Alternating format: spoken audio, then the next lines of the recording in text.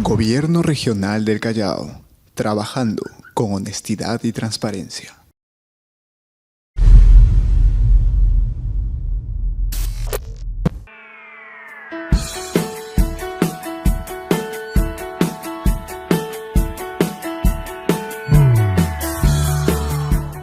Bueno, gracias, doctor. Antes que nada, agradecer pues, al comité organizador por habernos invitado a esta presentación en este curso, ¿no? El tercer curso que están dictando, ¿no? El Cuerpo Médico del Hospital San José. Los felicito, ¿no? Para la hora que es temprano hay bastante asistencia. Está siendo todo un éxito por lo que veo. Y compartir pues las experiencias el día de hoy en relación a este tema de estreñimiento, ¿no? Un tema bastante frecuente en realidad en pediatría, y vamos a tratar de hacer no una clase, sino más bien una presentación en la cual podamos dejar en claro algunos temas o algunos comentarios, ideas que pueden tener las familias e inclusive pues muchos de nosotros, ¿no? Recuerden que el estreñimiento es una causa de consulta en pediatría general bastante frecuente, ¿no? 3 a 5% de las consultas en pediatría general son por estreñimiento. Y en gastropediatría, teóricamente es el 25%, inclusive, aunque muchas veces sucede, y después de la pandemia más aún, que esto algunas veces es como el 50%, ¿no? De las consultas, ¿no? Son muy frecuentes las consultas sobre estreñimiento, y más post pandemia con todo, pues, las implicancias que hubieron en esa época. Recordemos que el estreñimiento no solamente es una molestia que puede tener el niño para defecar, sino también puede tener algunas afectaciones a nivel del crecimiento y del bienestar psicosocial, ¿no? Del paciente. Y por eso es importante saber enfocarlo y entenderlo, ¿no? Hay muchas ideas en relación al estreñimiento. Los papás vienen, consultan previamente inclusive, porque en su especialidad vemos pacientes que han ya sido evaluados anteriormente por otros colegas, y muchas veces hay la idea de que el estreñimiento es normal en los niños, ¿no? Le dicen o piensan muchos que es normal que un niño se estreña, que el estreñimiento se va a normalizar solo, ¿no? Que no necesita mayor cosa. Que los niños pueden demorarse hasta una semana en defecar, ¿no? Que para los niños es normal demorarse y no pasa nada, y eso ya pronto cambiará. Que ensucian la ropa algunas veces y se manchan simplemente porque no se limpian bien o porque tienen algún tema psicológico, y los mandan pues a ese tipo de evaluaciones, cuando en realidad hay otros enfoques que hacer, y hay que darle importancia al estreñimiento, porque el estreñimiento tiene complicaciones y la cronicidad del estreñimiento es lo que hace más difícil el manejo y sacarlos de ahí. Y eso es un poco lo que vamos a tratar de enfocar ahora, ¿no? Como les digo, no tanto una clase sobre estreñimiento, sino más bien presentaciones, y espero solucionar dudas, ¿no? En relación a este tema. Ya hay muchas cosas que todos sabemos que el estreñimiento funcional es más del 95% de los casos, el orgánico es alrededor del 5% o menos, pero siempre recordando que cuanto más chiquito es el paciente hay que tener más en cuenta si esto puede ser o no orgánico, ¿no? Cuanto más pequeño el paciente, examinar mejor, sacar mejor historia, para estar seguro que no haya un problema orgánico de trasfondo. Vamos a hablar, por ejemplo, de este caso. Este es un jovencito de 14 años que viene con un tiempo de enfermedad de un mes, dolor abdominal y masas abdominales, ¿no? Esa es la historia con la que viene. Hace un mes tuvo un episodio de dolor abdominal, no leve, pero como ya se había presentado más de una vez, es que lo llevaron al centro de salud. En el centro de salud, el médico lo evalúa, le palpa masas abdominales, y como le palpó varias masas abdominales, lo refirió acá al hospital con diagnóstico de tuberculosis enteroperitoneal versus un linfoma intestinal. Viene acá al hospital, lo ve gastro de adulto, por la edad, ¿no? Pensaron que era un paciente adulto, ya de esa edad, y solicitan una tomografía abdominal sin y con contraste para evaluar esos diagnósticos diferenciales. Pasa luego por consultorio de pediatría. Varios días después, la mamá dijo que no había podido hacerle la tomografía, y bueno, ya estaba en consulta, lo evaluamos, le encontramos efectivamente masas abdominales múltiples, no dolorosas, móviles en flanco izquierdo y en hipogastrio. Cuando le hicimos algunas preguntas extra, pues, ¿no? Más allá de los síntomas principales que hemos comentado, el dolor era intermitente, nunca hubo fiebre, nunca hubo baja de peso, el niño era eutrófico, bastante alto inclusive, ninguna molestia en particular asociada, y el apetito conservado. Lo que sí, dentro de las preguntas que se le fueron haciendo en relación al patrón defecatorio, él nos comentaba que él hacía deposición 4 veces al día, ¿no? Que hacía seguido, y por eso nos contestó inicialmente que él no tenía ningún problema de constipación. Pero cuando le preguntamos en un poco más de detalle, todo eso nos dijo que las bolas eran duras, ¿no? Cuando defecaba hacía bolas duras, poco, con dolor, varias veces al día. hacía su deposición, y con frecuencia manchaba la ropa interior, ¿no? Es lo que la mamá refería, porque el joven trató de ocultar un poco esa información, pero la mamá dijo que sí, que manchaba, no un montón, pero manchaba, y manchaba seguido varias veces a la semana inclusive. Entonces, recordando lo que también sabemos, los criterios de Roma, podemos ver ahí que el paciente ya grande, el mayor de 4 años, debe tener pues por lo menos 2 criterios, ¿no? De 2 o más criterios, más de una vez a la semana durante por lo menos un mes. Y dentro de ellos vamos a revisar los 2 o menos defecaciones en el inodoro a la semana con un niño que utilice ya pues el sanitario, mayor a un episodio de incontinencia fecal semanal, postura o conducta retentiva, defecaciones duras o dolorosas, presencia de una gran masa fecal en el recto y 6 heces voluminosas capaces de obstruir el inodoro. Como estamos revisando, pues este jovencito tenía 3 de esos criterios, era un joven que tenía criterios de estreñimiento, que aparentemente al comienzo no era tan claro, porque él decía que se defecaba todos los días, y finalmente, preguntándole un poco mejor, pues nos dimos cuenta que sí, efectivamente, era un paciente estreñido. Se pidió, como no había hecho la tomografía, era costoso, no tenía seguro para hacerlo, es que se le planteó a la señora simplemente hágale una radiografía para mirar algunos detalles por estas dudas que habían surgido, y que le coloque un enema evacuante después de tomar la imagen, le dé polietilenglicol durante unos días y que venga a la semana a control. Acá tenemos las radiografías. La radiografía del lado izquierdo es una radiografía normal. La radiografía del lado derecho, radiografía, ¿no? Como la que tenía el paciente, donde habían imágenes de masas, ¿no? Ustedes ven en el colon descendente, en la radiografía del lado derecho, estas masas fecales abundantes, ¿no? Que toman la forma inclusive de las austras, ¿no? Como paquetes de fecalomas, y en la parte inferior también en mesogastrio, en lo que proyecta en hipogastrio, también ocupada esa ampolla rectal llena de heces y heces compactadas, bastante radiopacas, ¿no? Lo que habla de fecalomas. Esa es la radiografía inicial. Y esta es la radiografía posterior al enema y posterior al uso del polietilenglicol, paciente asintomático, vino sin molestias, y cuando lo examinamos ya no había ninguna masa, ya no manchaba la trusa y todo estaba muy bien, ¿no? Entonces, una de las razones por las que vienen los pacientes al hospital es no necesariamente a la edad de este jovencito por estreñimiento, sino vienen por dolor abdominal, o a veces con masas abdominales que pueden confundir y lo envían acá al hospital. Entonces recuerden, los niños, los jóvenes y los niños grandes muchas veces no consultan necesariamente por el término estreñimiento, sino por otras razones como dolor abdominal y masas abdominales. Hay otra consulta frecuente en los niños que vienen por estreñimiento, como por ejemplo esta pacientita de 2 años con una semana de evolución, dice dolor y distensión abdominal, hiporexia, vómito y rectorragia. Es una pequeñita,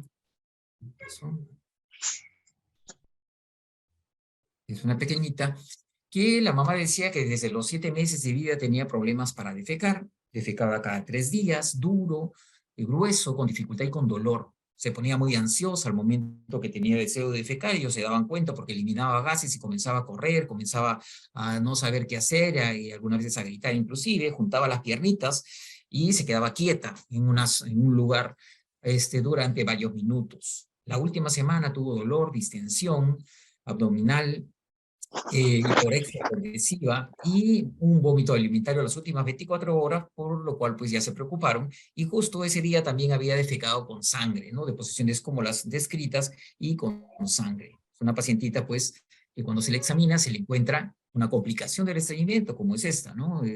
La presencia de fisuras anales, un ano dilatado, un ano eritematoso, ¿no? Con una fisura reciente, lo cual pues obviamente le generaba mucho desconfort a esta niña, y es una pequeñita que, recordemos, cuanto más pequeño el paciente, más complicado manejarlo, porque el dolor y el temor llevan a algunos temas que vamos a mencionar ahora. Recuerden que el diagnóstico diferencial pues, de un niño que sangra, ¿no? Una rectorragia, es el pólipo rectal juvenil. La diferencia es que el pólipo no duele, solamente es rectorragia sin dolor, en cambio la fisura es rectorragia con dolor, ¿no? Eso para tener algún detalle más para que ustedes lo recuerden. Si un niñito viene con rectorragia, plantear las 2 cosas más frecuentes a su edad son estas: pólipo y fisura rectal por estreñimiento. Esta niñita, revisando los criterios de Roma ya para niños, los criterios de Roma para niños por debajo de los 4 años son muy similares a los de mayores de 4 años. La diferencia es lo del inodoro, básicamente. 2 o menos defecaciones por semana, retención fecal excesiva, defecaciones dolorosas, dolor cólico asociado, heces voluminosas, presencia de gran masa fecal en el recto. Esta niñita es una niña que usaba pañal, todavía no utilizaba el inodoro, entonces no tocamos ese tema, y tenía pues 4 criterios de esos 5, ¿no? Una niña que definitivamente tenía problemas de estreñimiento. Estos problemas de estreñimiento en esta pequeñita que los tenía desde muy chiquitita y que no les tomaron muy en cuenta cuando iba a sus controles pediátricos y le decían ya va a mejorar, ya se va a normalizar, ya todo se va a ir poco a poco, tenga paciencia, es normal para su edad. Esto lleva a qué problemas. Esto que se llama hábito de retención. Nunca se olviden que la gran diferencia entre niños y adultos o entre niños pequeños y niños grandes es el hábito de retención, ese temor que genera el niño para defecar. Y estos son pacientitos que toman actitudes algunas veces bastante peculiares, algunas veces raras, ¿no? Para los papás, como por ejemplo que comienzan a botar sus gases y cuando los buscan para llevarlos al baño o para ponerle en vacín o para ponerle el pañal, se escondió. Desapareció, lo encuentran escondido detrás de las cortinas, debajo de la mesa, detrás de los muebles. Un niño que algunas veces toma unos patrones de como una crisis de ansiedad, ¿no? Comienzan a gritar, se desesperan, como se paran de puntitas, cierran los glúteos, a veces presionan los glúteos contra el suelo. ¿Para qué? Para no defecar, para tratar de contener, ¿no? Como hacen estos niñitos en la parte inferior. Este hábito de retención es lo que perpetúa el estreñimiento, muy importante a tenerlo en cuenta en los pequeñitos que tienen estreñimiento, los más pequeños, porque estos fecalomas, estas heces grandes, finalmente nos van a llevar a fisuras, y estas fisuras van a producir dolor. Este dolor va a llevar a temor para defecar y un bloqueo voluntario, retención fecal, hábito de retención, y este hábito de retención persistente, permanente, lleva a distensión rectal, compactación, obviamente deshidratación de las heces, porque sigue sacando agua el intestino, y nuevamente fecalomas, nuevamente fisuras y dolor. Entramos en un círculo vicioso entonces que tenemos que romper. Debemos entender entonces qué problema tiene este niño para tratar de ayudarlo con el estreñimiento, no simplemente darle laxante, especialmente hablamos de estreñidos crónicos, estreñidos ya de mucho tiempo. Entonces recuerden, este círculo vicioso tenemos que romperlo. ¿Cómo lo rompemos? Obviamente los fecalomas los manejamos con algún tipo de laxante, osmótico, lo más frecuente en pediatría. Las fisuras las manejamos con diferentes tratamientos tópicos que pueden ir desde cremas protectoras en casos leves, como óxido de zinc, hasta pacientes que pueden usar corticoides para desinflamar la zona, o en casos extremos de dolor extremo hasta silocaína, ¿no? Para permitir defecaciones sin molestias, y con eso tratar de quitarle el temor para defecar, con otras estrategias que vamos a mencionar más adelante, ¿no? Con el niñito, algunas veces anotaciones en calendarios, ¿no? Dibujos, llevarlo al baño para entretenerlo con cuentos, con videos, etcétera, para que el niño pierda el temor, cortar el círculo vicioso y de esa manera lograr que pueda defecar con confianza nuevamente y con eso ya no tenga estos problemas y sacarlo del estreñimiento. Más adelante hablaremos de algunos tratamientos ya más específicos con medicina. Otra razón por la que vienen los niñitos por estreñimiento, que algunas veces puede que no sea tan evidente, son temas como este. Un niño de 6 años, con tiempo de enfermedad de 3 meses, según la mamá, porque la información que dan los padres, y uno tiene que sacar, ¿no? O rehistoriar o sacar más información poco a poco. Distensión abdominal, deposiciones aguadas, diarrea, dice la señora, y se embarra el calzoncillo, ¿no? Entonces, por eso lo trae y por eso lo han enviado, ¿no? Muchas veces cuadros de supuestas diarreas crónicas, ¿no? Desde hace 4 años defeca cada 3 a 4 días, grueso, grande, con dificultad, con dolor, y atora el baño inclusive. Esa es la historia de este niñito. Pero los últimos 3 meses la mamá dice todo cambió. Ya no va al baño ni siquiera, sino más bien le gana la diarrea. No llega ni al baño. Está con diarrea. Varias veces al día tiene diarrea, dice la señora, y le gana y se hace en la ropa. Es un niño que embara varias veces al día el calzoncillo y la ropa que trae encima, y no se da cuenta, dice la señora, ¿no? O sea, él está como si nada y comienza a oler feo, lo revisamos y se ha hecho en la ropa nuevamente. No hay fiebre, no hay vómitos, le dieron antibióticos en 3 oportunidades, inclusive le dieron hasta antiparasitarios, que pasa mucho, en 2 oportunidades, y lo llevaron para terapia psicológica también, porque embarraba la ropa, ¿no? Estuvo 2 meses ahí y no mejoró con ninguno de los tratamientos que le dieron a este pacientito. Cuando se le revisa, se encuentra pues la truza, ¿no? Con heces, el anito también embarrado de heces. Este niñito tenía pues toda la zona cubierta de heces, ¿no? Entonces, este es un paciente que claramente, ¿no? Si revisamos los criterios de Roma nuevamente, para niños mayores de 4 años, tiene 4 de los criterios que hemos comentado en la historia. ¿Y qué le está pasando al final? O podemos ver acá, inclusive, este criterio número 2, que hay que hacerle hincapié, más de un episodio de incontinencia fecal semanal. Muchas veces se confunde, ¿no? El escurrimiento, la pérdida de deposición por estreñimiento con diarreas, porque el niño ya no va al baño, simplemente se hace en la truza y piensan que le está ganando la diarrea. Y eso es más un tema de estreñimiento, ¿no? De una retención voluntaria por temor. Pero para entender un poco qué es lo que le pasa y cómo podemos ayudarlo, hay que recordar un poco la fisiología, ¿no? Entonces, recordemos que la fisiología defecatoria está en base a estos músculos, los esfínteres conocidos, anal interno, anal externo, y el músculo elevador del ano o pubo rectal.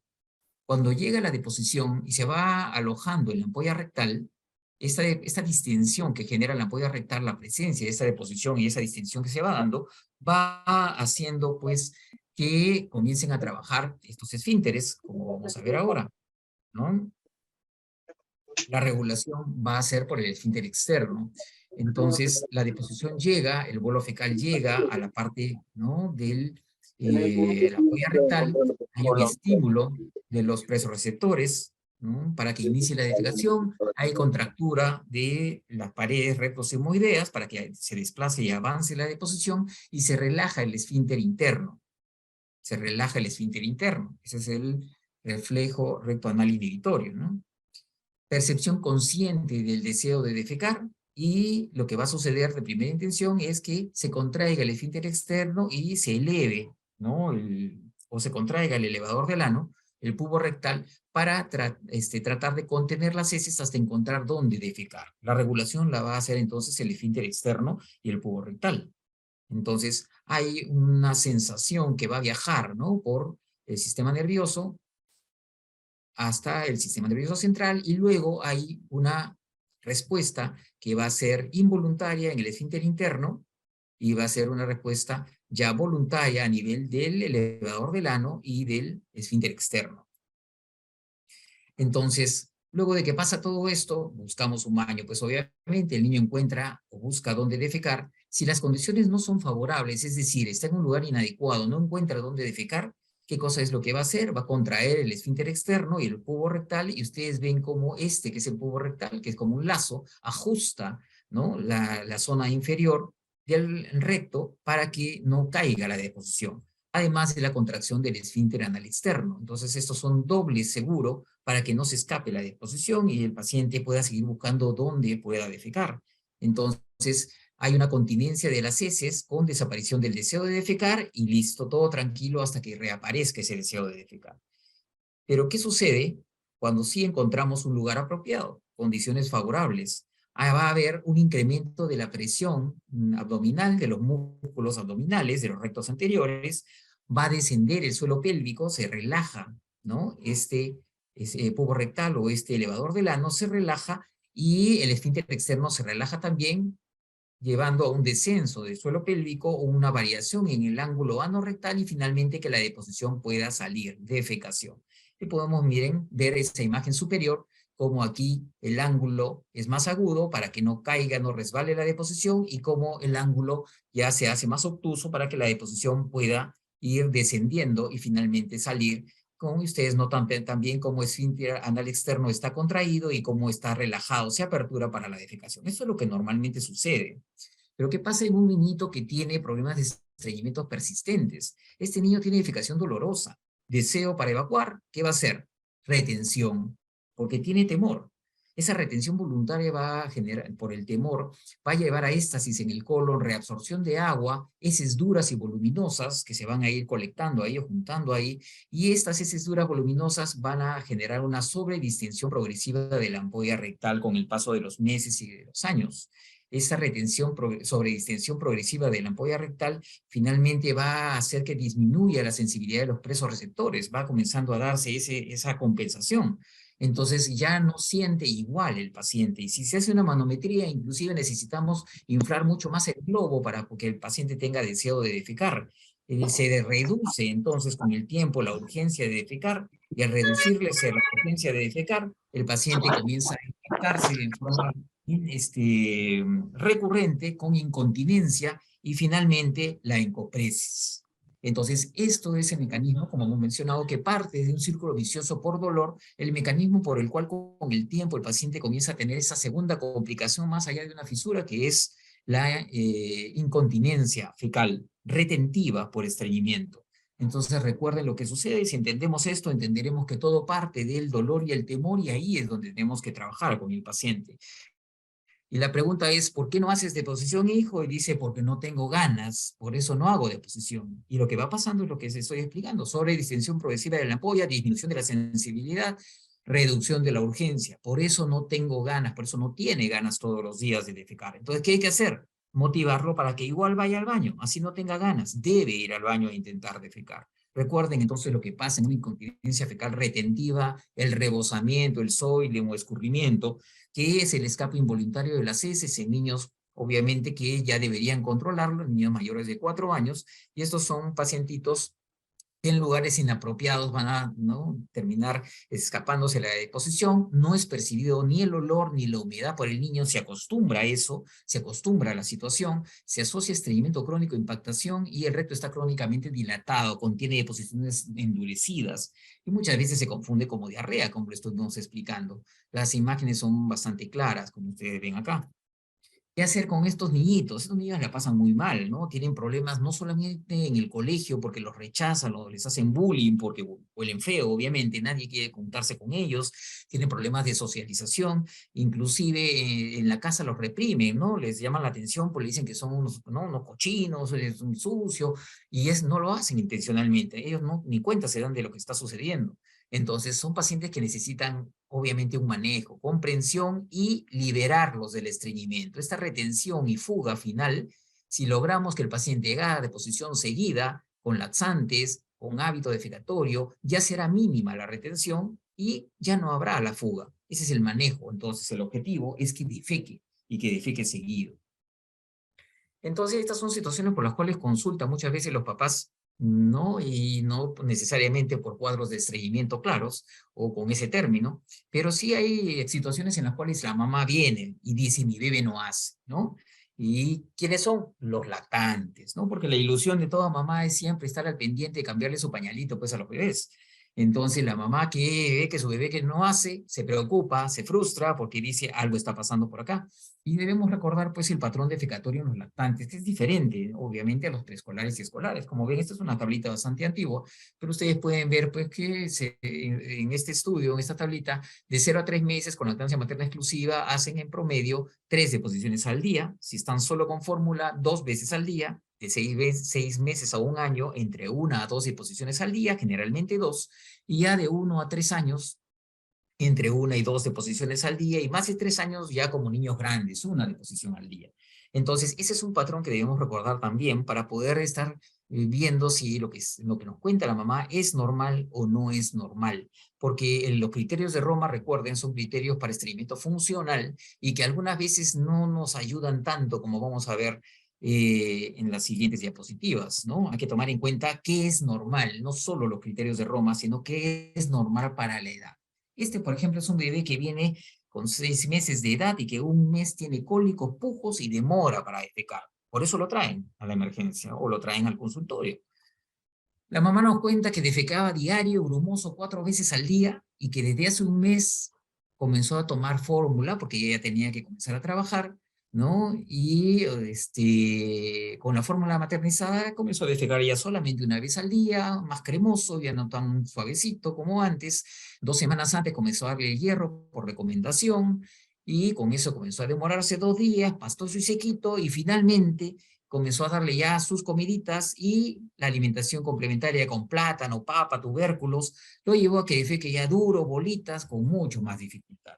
Entonces recuerden que cuando nosotros manejamos un lactante y comenzamos a introducir la alimentación complementaria y el hierro especialmente, hay que tener en cuenta las opciones de uno, que el paciente pueda ser estreñido o que potencialmente se estreña.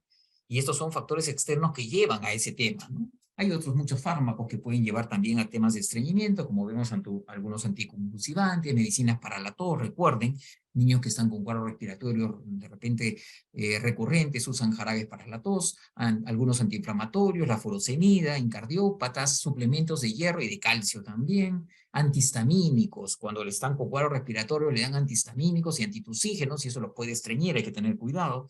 Algunos antiácidos como el sucralfato, antiácidos y también protectores como el sucralfato, y la loperamida, que es un antidiarreico, ¿no? Que puede llevarlo al otro extremo. Entonces, si yo tengo un bebé de esta característica, ¿qué tengo que pensar en hacer?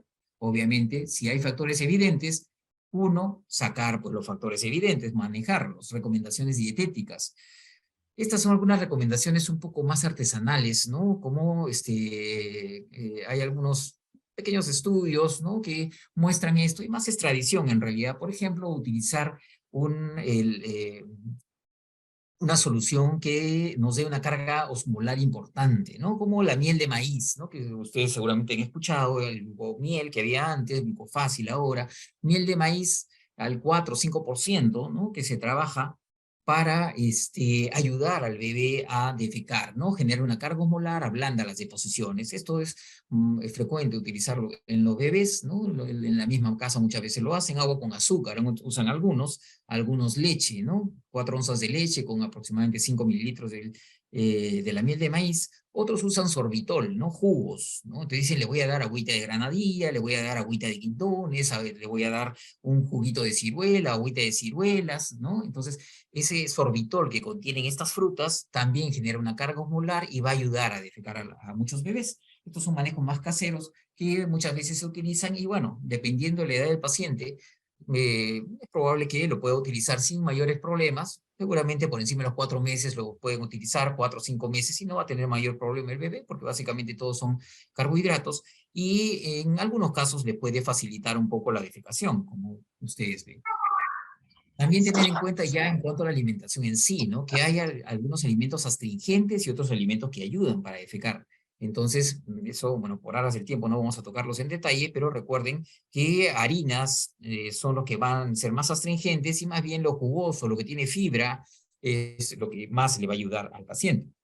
Toquemos un poco más bien lo de las fórmulas. También tenemos algunas opciones en fórmulas, ¿no? Hay fórmulas antiestreñimiento que se pueden trabajar en nuestro mercado. Tenemos fórmulas antiestreñimiento que son estándar, como son fórmulas AE, como el Lemilae, ¿no? Yo no estoy con ninguna marca, pero para que ustedes lo sepan, fórmulas que tenemos en el mercado, la Lemilae 1 y 2, y son fórmulas de composición estándar con algunas características que les voy a explicar ahora, y las fórmulas que tienen la característica de ser parcialmente hidrolizadas, que también tienen algunas características de AE, como la NAN-AE y la Enfamil AE. Entonces tenemos fórmulas estándar antiestreñimiento y fórmulas parcialmente hidrolizadas antiestreñimiento. ¿Qué cosa contienen estas fórmulas? Estas fórmulas contienen un aporte de fructooligosacáridos, glucoligosacáridos, ¿no? Que según algunos estudios puede contribuir a heces más suaves, ¿no? Por eso mejorar el patrón defecatorio. Lo mismo que algunos estudios que no son, digamos, con metanálisis muy contundentes, pero algunos estudios que nos hablan de probióticos. Estos son prebióticos, estos son probióticos, como el lactobacillus, algunos tipos de lactobacillus como el reuteri, que nos ayuda pues también a mejorar el patrón defecatorio. La cantidad de magnesio, el aporte de magnesio adicional que tienen estas fórmulas, ¿no? Son componentes que ayudan a que el paciente haga su deposición y lo tienen estas fórmulas antiestreñimiento en general. Y el ácido palmítico. El ácido palmítico es un ácido graso que está presente en la leche materna y también en las fórmulas. ¿Cuál es la diferencia y por qué es tan famoso el ácido palmítico? El ácido palmítico en la leche materna tiene ubicación en posición beta en el 70%. En cambio, en las formas infantiles, que viene de la leche de vaca, solamente es alrededor de un 20% en posición beta, y la mayoría de esto de ácido palmítico está en posición gamma o en posición alfa. ¿Y por qué es importante esto? Porque el ácido palmítico en posición beta es muy absorbible, a diferencia de la posición alfa y gamma, que se une al calcio que contiene la leche y genera esto, finalmente jabones de calcio. Y estos jabones de calcio son los que le van a dar la consistencia a las heces.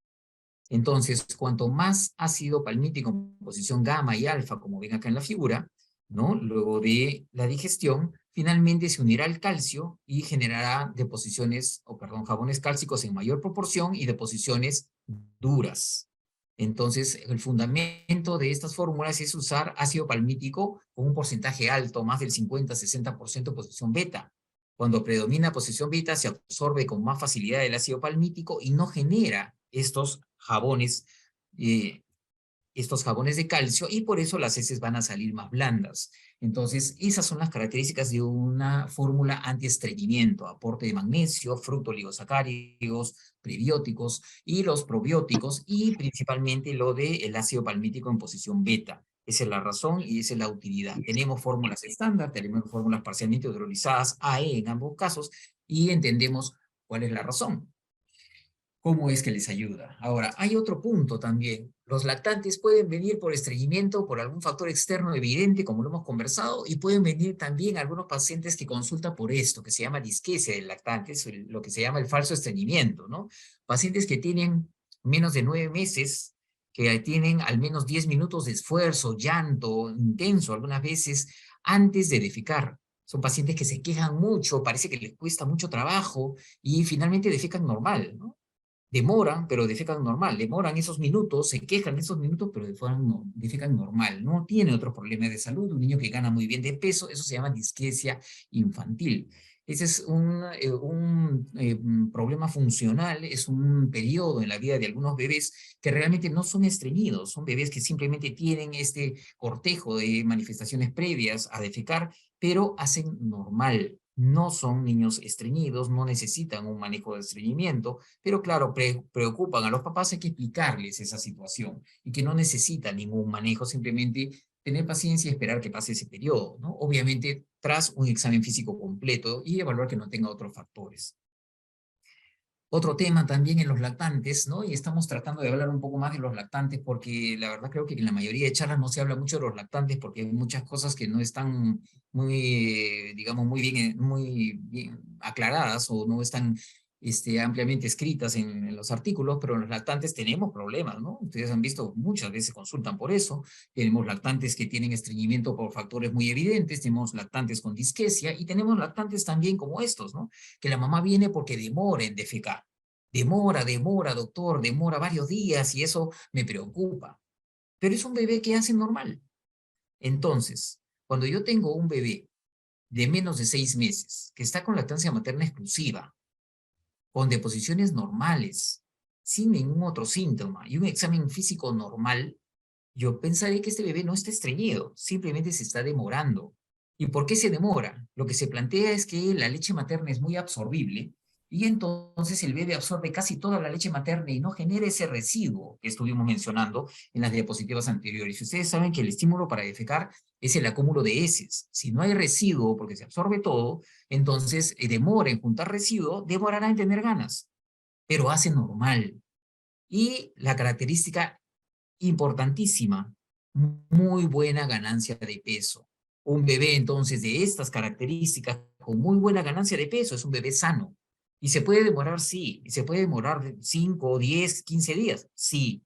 Puede demorarse, pero es un bebé que no tiene ningún problema, es un bebé que ustedes lo ven así de gordito, ¿no? Con muy buena ganancia de peso, con un examen normal, feliz de la vida, con leche, con lactancia materna exclusiva, y que lo único que podríamos hacer de repente son algunos estímulos, que en realidad también son un poco de placebo para los papás, para que estén más tranquilos, ¿no? Algunos masajes en el vientre, algunos juegos con sus piernitas, y ahí nomás queda. No necesita medicinas, no necesita ningún laxante, no necesita estimulaciones tampoco, ¿no? Entonces, simplemente esperar. Ahora, claro, la paciencia tiene su límite también y hay papás que se estresan mucho. Bueno, podrían intentar, si quieren probar alguna estimulación, hacerlo, pero esperar por lo menos sus 3 días, 4 días, esperar. Y ellos se van a dar cuenta que es en vano estimularlo porque no sale nada después de 2, 3 días. Nunca estimularlo todos los días ni interdiario, no es necesario ni vale la pena. Explicándole bien esto, y por ahí demostrándole que después de 3, 4 días usted lo estimulan y no sale nada, se van a dar cuenta que eso es lo que tiene su bebé y van a tener paciencia y esperar. Cuando el bebé comience a recibir alimentación complementaria, cambiará su patrón defecatorio. Hablábamos pues que en menores de 4 años, lactantes especialmente, estos criterios de rama son medio complicados, pero son criterios para estreñimiento funcional, y son complicados por esto, ¿no? 2 o menos defecaciones por semana. Entonces esto para muchos es difícil de tomar en cuenta, porque claro, esperar que un bebé no haga esto durante tantos días para recién hablar de estreñimiento es complicado, ¿no? Pero los criterios son los mismos, ¿no? Como hablamos hace un rato para otro pacientito, criterios de Roma para estreñimiento funcional. Pero lo importante es no solamente ver si hay un estreñimiento funcional con esos criterios que ya conocemos, sino también si hay criterios de organicidad, ¿no? Entonces, ¿cuáles son los signos de alarma que debemos tener en cuenta? Cuanto más chiquito el paciente, hay que tenerlo más en cuenta. Y dentro de ellos, por ejemplo, que no defeque en las primeras 48 horas, que es si el estreñimiento empiece desde recién nacido. Por eso hay que sacar bien la fecha de cuando comenzó a estreñirse. Es esas cintadas en niños pequeños, vómitos biliosos, ¿no? Todos esos son signos de alarma para pensar que hay un problema de mucha demora en defecar en las primeras 48 horas. Revisar siempre el ano, que tenga ano, puede ser una malformación, un ano anterior. Otro criterio es a la exploración física, fallo de Medro, ¿no? Niño desnutrido, distensión abdominal y persistente, buscar, examinar ano y examinar la columna para ver si tiene mechones de cabello, si tiene fosita pilonidal, para ver posición del ano. Esto es muy importante tenerlo en cuenta. No se olviden un examen físico completo. Alteraciones neurológicas, si hay ausencia de reflejo cremasterio, ¿no? Si hay pérdida de fuerza en las extremidades inferiores, todo este examen físico completo hay que hacerlo para buscar problemas de estreñimiento orgánico. Y a nivel del tacto rectal, ¿no? Si, muchas veces es necesario hacerlo, una ampolla rectal vacía, una masa fecal abdominal que no se refleja al momento de hacer el tacto rectal porque encontramos ampolla vacía y salía borbotones de heces líquidas al momento de retirar el termómetro con lo que se estimuló, ¿no? Entonces sale con mucha fuerza, sale como que a chorro. Hay muchas enfermedades entonces a tener en cuenta, desde problemas digestivos, alteraciones neurológicas, alteraciones metabólicas, que pueden llevar a estos temas de estreñimiento. Por eso una buena historia, un buen examen nos ayudará a ver la necesidad de si hay que hacer o no hay que hacer exámenes complementarios. Los niños se estreñen en 3 momentos y hay que tener en mente eso siempre y preguntar, ¿no? Cuando viene por historia de estreñimiento si coincide con esos 3 momentos. Primer momento es alimentación complementaria, alrededor de los 4 a 6 meses. ¿Por qué? Alimentación complementaria se da alrededor de los 6 meses. ¿Por qué? Porque muchas veces comienzan a tomar fórmula alrededor de esa época y también porque comienzan el hierro alrededor de esa época. Entonces es momento en que los niños se estreñen. Otro momento en que los niños se estreñen es cuando dejan el pañal. No están preparados todavía para dejar el pañal y estos pacientitos cuando ya lo sientan, no saben cómo pujar sentados, les quitan el pañal, se sienten atemorizados sin su pañal y finalmente retienen, no defecan y se terminan estreñiendo. Preescolares, ¿no? De lactante a preescolar, otro momento de estreñimiento, y el tercero es cuando entran al colegio. Niñitos cuando entran al colegio y, bueno, obviamente pues ya son niñitos que la profesores ya no están tan al tanto, ya están en primaria, son niñitos que deben valerse por sí solos, son niñitos que a veces no les gusta entrar al baño porque está sucio, huele feo, o no les dan permiso en el colegio para ir al baño en el momento que ellos tienen deseo, y eso va llevando a retención, a que se acostumbre a retener y finalmente el niño se estriña. Entonces, en esos casos, obviamente, lo primero, cambiar hábitos dietéticos, disminuir o retirar el hierro transitoriamente, cambiar fórmulas si es necesario, postergar, si el tema es pañal, postergar el cambio hacia el vacín, y si el tema es colegio, cambiar el horario, tratar de estimular que el niño defeque en las tardes o defeque en las noches y no en el día, para que no tenga este reforzamiento negativo de retener en el colegio porque no le dan permiso. Esto ya lo hemos visto, bueno, vamos a dejarlo para el final si nos alcanza el tiempo. Vamos a hablar un poco de tratamiento, que es lo que siempre creo que tenemos algunas dudas.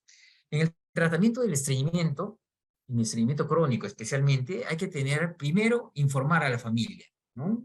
Hay que explicarle a la familia qué es lo que está pasando. Hay que explicarles cuál es la situación y para eso nosotros debemos entender qué es lo que le está pasando, en qué situación estamos. Simplemente demora, es un niño con complicaciones de fisuras, complicaciones de copresis, o perdón, de incontinencia, es un niño que tiene algún tema adicional que lo lleva a este problema de estreñimiento. Tranquilizar, restaurar la confianza en la familia y si es grande, en el niño también.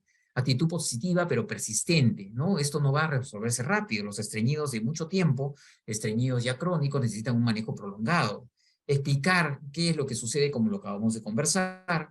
El hábito de retención es un mecanismo de defensa ante el dolor. Eso hay que dejárselos en claro para que la familia entienda que tiene que darle comprensión y ayudar a su niño, apoyar a su niño, quitarle el miedo. Que la encopresis es involuntaria, que no lo hace por malcriado, que el tratamiento es muy largo y que los resultados dependen de la adherencia al tratamiento, que acá no hay magia, que esto no se resuelve a punta de jarabe, esto se resuelve con un manejo integral como lo vamos a ir conversando. Si el niño viene impactado, hay que desimpactar. Lo primero que tenemos que evaluar, impactación, retención de heces duras que no salen con facilidad, ¿no? Esa impactación es la que tenemos que manejar siempre antes de fase de mantenimiento. Hay que desimpactar porque esos tapones no van a permitir una buena evolución con tratamientos y dosis de mantenimiento. Puede ser vía oral, que es la recomendada, altas dosis de polietilenglicol o lactulosa, lo que se sugiere, que ahora vamos a dar una miradita. Puede incrementar el dolor abdominal y la encopresis transitoriamente por las dosis que se utilizan, recordemos eso, pero es lo que se promueve que sea vía oral. En algunos casos, vía rectal es más rápido, pero es invasivo, pero es mucho más rápido para algunas situaciones en algunos pacientes. Generalmente cuando hay impactación severa, cuando no funciona vía oral, o cuando hay intolerancia oral, vomita el niño, trabajaremos por vía rectal. En niños, enemas, y en lactantes, supositorios. No utilizar enemas de fosfato de ese tipo, ¿no? Enemas de fosfato en lactantes, está contraindicado, ¿no? Por encima del año no deberían colocarse los enemas porque por los efectos secundarios puede producir una irritación severa, puede producir diarreas, trastornos electrolíticos, hasta sangrado. Entonces hay que tener cuidado con los enemas de fosfato en los lactantes. Si es un lactante, funcionan generalmente bastante bien los supositorios, o combinar, como vamos a ver ahora, el uso de vía oral con vía rectal. Manejo de desimpactación con polietilenglicol y lactulosa a dosis altas. Ustedes pueden comparar, miren la dosis de mantenimiento de polietilenglicol versus la dosis de desimpactación, ¿no? La dosis es 2 a 3 veces, ¿no? Lo que se suele manejar en cuanto a desimpactación. Lo mismo pasa con la lactulosa, también, ¿no? De 1 a 2 mililitros kilo día, acá es de 1 a 4. No usamos mucho aceite mineral acá en nuestro país, entonces polietilenglicol, lactulosa son las alternativas y hay que distribuir la dosis. Si es desimpactación, hay que distribuirlo un poco porque es un volumen muy alto. Y en cuanto a laxantes rectales, podemos utilizar glicerina, supositorios, enemas de fosfato y también enemas de suero salino, ¿no? 5 cc por kilo por dosis se pueden colocar de suero salino cuando son pequeñitos, ¿no? Especialmente útil si ustedes piensan que el supositorio no va a ser efectivo, en menores de 1 año pueden utilizar suero salino, como estamos comentando. Una vez que superamos esa fase de desimpactación, pasamos a la fase de mantenimiento, donde hay que dar pues algunas sugerencias, ¿no? Primero explicar que es un manejo muy largo, generalmente estreñido crónico, el manejo es durante 3 a 6 meses, ¿no? En esta fase de mantenimiento promedio, recomendaciones dietéticas, modificaciones de conducta que vamos a mencionar ahora también, y hay que ir titulando la dosis a lo largo de esos meses, no es que siempre va a estar con la misma dosis, hay que titularla básicamente para que defeque normal y evitar la retención de heces, ¿no? Las recomendaciones dietéticas, ya mencionamos algunas para los lactantes, básicamente alimentos ricos en fibra, evitar muchos almidones, evitar muchos lácteos. No es quitar los lácteos, es disminuir. Hay niños que toman mucho lácteo que tiene mucho calcio. Entonces se puede disminuir de repente transitoriamente los lácteos a 1 vez al día o 2 nada más. Y sí disminuir los almidones o combinarlos con fibra, ¿no? Hay alimentos que tienen más fibra que otros, esto lo pueden encontrar fácilmente por internet. Y esto es importante, el reentrenamiento. Hay que crear un hábito, decirle que el niño se siente todos los días aproximadamente a la misma hora, después de alimento, después de comida, para aprovechar el reflejo gastrocólico, durante unos 15 minutos en promedio y de 1 a 3 veces al día, para acostumbrarlo a un horario. El baño siempre debe ser un lugar agradable para él, debe estar cómodo, hay que darle confianza, seguridad, no hay que apurarlos, ¿no? El niño tiene que estar tranquilo para que pueda defecar y una postura adecuada también. Muchas veces lo sientan en el sanitario de frente, niños muy chiquititos, pero recuerden que necesita un adaptador para que el niño no esté preocupado de no caerse en el water, necesita apoyarse en un banco para que el niño pueda tener mejor pujo, ¿no? Debe tener un soporte y la posición ideal es como ustedes la ven acá, ¿no? Con los coditos apoyados o los brazos apoyados sobre las rodillitas para que forme un ángulo que le permita la defecación con más efectividad. Esa posición es muy importante. Y dentro de este reentrenamiento también, si es necesario postergar el retiro del pañal, habrá que hacerlo. Si está estreñido en forma evidente, hay que ayudarlo a defecar. No es apuro quitarle el pañal en realidad, no es retroceder, es volver a comenzar en realidad, ¿no? Al retiro. Monitorizar la frecuencia y características con calendarios para motivar a los niños, para que anoten ahí si hicieron, no hicieron. Esa es una forma de motivarlos en el día a día, para que el niño colabore, intentando defecar, tratando de pegar después sus stickers, ¿no? Esos estímulos positivos nos va a ayudar y premio los fines de semana en base a este calendario. Nunca forzar, nunca castigar, no encerrarlos en el baño, no gritarlos, porque eso no les va a ayudar. Y en algunos casos apoyo psicológico para resolver estos temas de temores que puedan tener. Entonces, en esta etapa de mantenimiento hay que trabajar, les hemos explicado, igual de importante que las medicinas. Pero recuerden que las medicinas son para lograr deposiciones diarias normales, blandas, sin dificultad, no retenga el paciente y se elige en función de la edad, del peso, la severidad, efectos colaterales, costo y preferencias inclusive del niño. No es tan fácil, las guías no hablan de qué darle a cada paciente, todos no son iguales, hay que individualizar cada caso para ver qué le damos, en qué situación y a qué dosis. Generalmente son osmóticos, es cierto, lo que trabajamos, el polietilenglicol y la lactulosa, y nos ayudarán a romper este círculo vicioso que mencionábamos inicialmente de dolor, temor y retención, para facilitar este cambio defecatorio, mejorar el ritmo, ¿no? Ayudará a mejorar, a acelerar la mejoría y lograr hábitos defecatorios que deben mantenerse. Esto ya lo hemos visto. Este es del Up to Date, donde podemos ver el polietilenglicol nuevamente, que es de lo que más utilizamos, dosis de mantenimiento 0.4 o 0.8 gramos kilo día, ¿no? Y para desimpactación utilizamos dosis mayores de 1 a 1.5, como ya lo vimos, ¿no? El tema es volúmenes, como ustedes saben, ¿no? Se dan cuenta, y si quieren conversamos un poquito ahora. Recuerden también que hay que ir titulando la dosis de polietilenglicol. Algunos van a mantener dosis altas durante varias semanas, otros podrán ir en descenso. Yo prefiero utilizar la dosis por kilo que esta dosis que ponen acá por cucharitas, ¿no? Pero eso ya depende del gusto de cada uno. Polietilenglicol muy efectivo, se puede utilizar inclusive en lactantes, es bastante efectivo, bastante bueno. La única dificultad es el volumen que tienen que tomar. La lactulosa, el volumen es mucho menor. La lactulosa es fácil de administrar, 1 cc por kilo para comenzar, salvo que sea muy gordito, trabajar con 0.5 cc por kilo, o sea lactante, ¿no? Menor de 1 año, de repente trabajar también con 0.5 cc por kilo. De ahí para adelante pueden trabajar con 1 cc por kilo en promedio para comenzar, y se puede titular hasta 2 o 3 cc por kilo.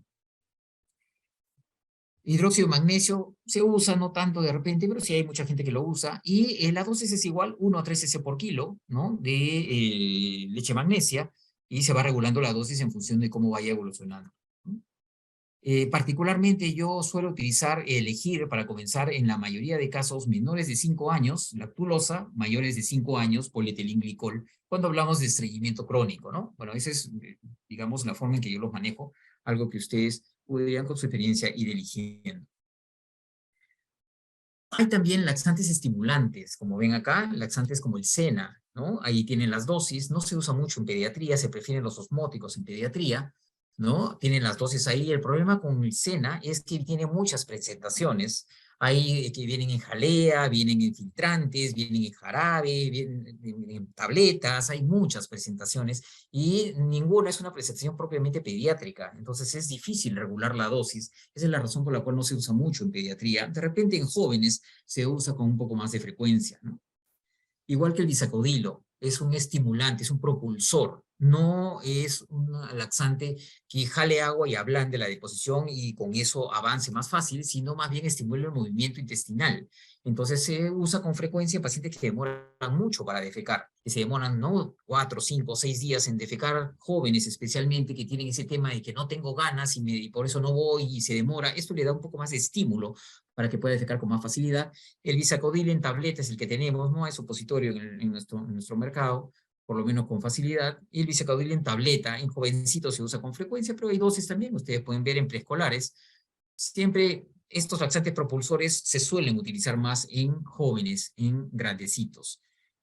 Tenemos supositorios de glicerina bastante útiles en lactantes, como ustedes pueden ver acá, en jóvenes o perdón, en niños más grandes ya tenemos que utilizar supositorio de adulto, ¿no? Las dosis hay que regularlas, no son permanentes, se va regulando en función de cómo le va yendo en el tiempo.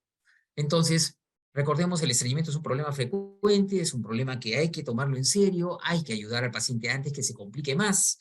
Demos la importancia desde que la mamá ya consulta por problemas para defecar, no necesariamente término de estreñimiento, hay veces está oculto, hay que buscarlo un poquito para que finalmente el niño no tenga problemas en su progresión, ¿no? De pañal pasar a Sovacin y de Vacin pasar al sanitario sin problemas, sin dificultades. Tenemos algunos minutos, no sé si tienen alguna pregunta en relación a este tema. Les agradezco por la paciencia y si tienen alguna duda que yo les pueda ayudar o aclarar. Doctor, muchas gracias por su ponencia, muy interesante y preciso y muy conciso digamos, el manejo, ¿no? Sí, doctor, por cuestiones de tiempo tenemos muchas preguntas, pero hemos filtrado algunas que nos podría ayudar a resolver, doctora. Por ejemplo, tenemos una que nos pregunta, ¿los probióticos ayudan a mejorar? ¿Cuánto ayudaría? En realidad, los probióticos tienen algunos estudios en lactantes, ¿no? En menores de 3 meses, hay algunos estudios que, digamos, en los que les ayuda en el patrón, les ayuda en la frecuencia defecatoria. Entonces, eso es un estudio, como le digo, principalmente en lactantes, pero metaanálisis grandes no hay en relación a eso, y si bien daño no le va a hacer y se pueden utilizar, en realidad hay que valorar si es lo que vamos a manejar de primera intención, ¿no?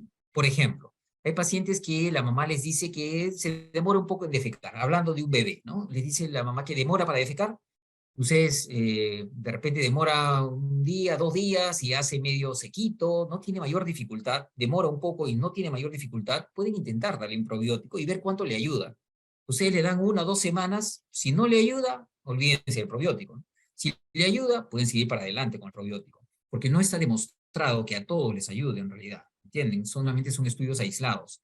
El tema es, si yo tengo un paciente con un problema de estreñimiento importante, severo, moderado, ese paciente el probiótico no le va a ayudar en nada, ¿no? O sea, el manejo no parte por ahí, el manejo parte por laxantes, dieta y todo lo que hemos conversado. Entonces, el probiótico puede utilizarse en algunas situaciones leves y ver cuánto le ayuda. No siempre funciona, algunas veces sí, daño no le va a hacer al paciente, considerarlo especialmente la sugerencia en niños pequeños, ¿no? Gracias, doctor, a su respuesta. Doctor, tenemos también otra pregunta de la participante Jacqueline. Nos dice, ¿cuál es la dosis máxima de polietilenglicol en niños y a partir de qué edad se puede dar? Ah, ya. Acá vamos a ponerlo para que ustedes puedan ver. ¿A partir de qué edad se puede dar? Bueno, hay estudios en lactantes ya, ¿no? Se pueden utilizar, hay estudios por encima de los 6 meses que se puede utilizar, sino que la mayoría de veces uno tiene la idea de utilizarlo no solamente en escolares. Pues se pueden utilizar a partir inclusive de los 6 meses, ¿no? El polietilenglicol en casos severos inclusive se puede utilizar así como ven acá, 25 cc por kilo, se puede dar como durante 1 hora y se va tomando, el paciente va tomando para una desimpactación severa, porque supongo que por ahí va la pregunta, para una desimpactación severa pueden utilizar hasta 25 cc por kilo. Ustedes reconstituyen el sobre de 17 gramos en 8 onzas. Tacaña, los años, vive el Van a, Hipólito. van a ofrecer esos 25 cc por kilo para que vaya tomando y vaya disolviendo el fecaloma, ¿no? Entonces, es como una preparación para una colono, lo pueden utilizar para desimpactar. O sea, esa sería la dosis más alta que ustedes podrían manejar hasta un máximo de 400 mililitros por hora, como dice ahí, ¿no? Digamos el caso más extremo, donde pueden utilizar una dosis más alta, ¿no? De polietilenglicol. Muchas gracias, doctor. Sí, por cuestiones de tiempo no podemos resolver, tenemos muchas preguntitas, pero vamos a hacer llegarle las respuestas mediante un correo, le vamos a hacer llegar al doctor para que nos pueda responder y luego colgar las respuestas en el YouTube, ¿no? Que se estará colgando también el video, doctor. Agradecerle por su participación, doctor, a nombre del Departamento de Pediatría del Hospital San José. y esperemos contar el próximo año con su participación nuevamente, con su ponencia y los temas interesantes y conocimientos que nos aporta, doctor. Muchas gracias a nombre de la institución y también a nombre de los participantes, ¿no? que pudieron acompañarnos durante su ponencia. Gracias a ustedes, un abrazo y felicitaciones por el curso. Suerte, nos vemos. Gracias, doctor. Hasta luego.